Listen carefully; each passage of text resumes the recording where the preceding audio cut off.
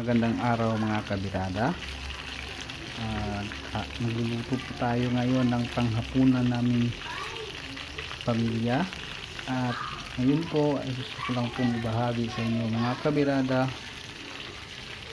ang kaunting review sa paggamit ko sa isang produkto nabili ko sa Shopee mula sa DIY Pinoy Shop. Isang UPS power bank po na 12 amperes. Napakaganda po itong produktong ito nila, napaka legit ng shop. Ginagamit ko po ito sa aming prepaid wifi at pati sa aming mosquito killer lamp. Kayang kaya niya po kahit 24 hours. Napaka legit talaga kasi nagagamit ko na ito ng isang taong mahigit ang produktong ito ni DIY Pinoy. Ito pa ang bahagi ko sa inyo kaunting paggamit ko sa produktong ito sa araw-araw. Ayan po mga kamirada, 8 bulaga pa po ngayon at saka ang ating prepaid wifi naka-on pa po na pina-power up ng UPS power bank na nagmula kay DIY Pinoy na mayroong shop po sa Shopee. Ang kagandahan po sa UPS power bank na ito ay pwede pa rin siyang i-plug in sa outlet. Yan po, kahit puno na po ang kanyang power bank kasi meron po itong bypass mode. Ganyan po kaligit at kasulit ang pagbili sa UPS power bank na po na ito ni DIY Pinoy.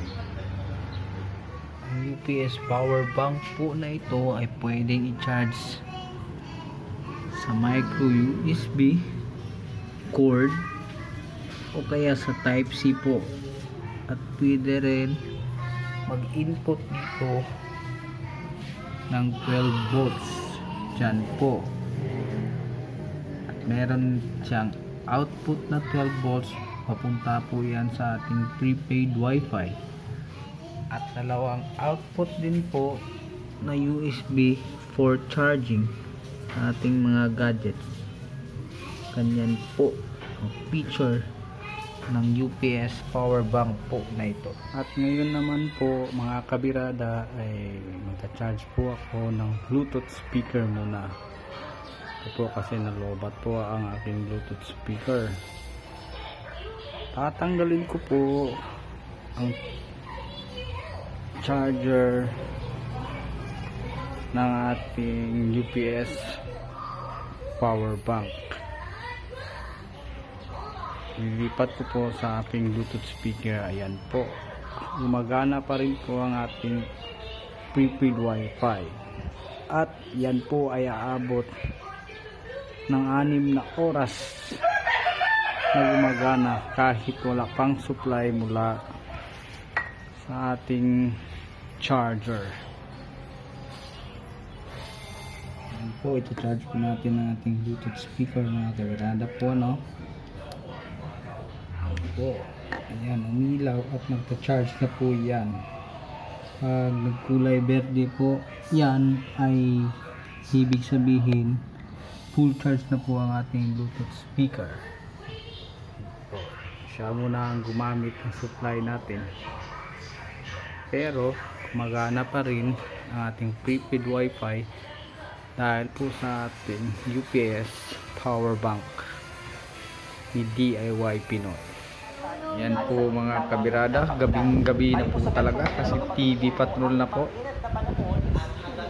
Titingnan natin ang ating UPS power bank kung ilan na lang po ang laman nito, kung nag-minus pa ang kanong laman ng power bank natin. Yan po, 100% pa rin po,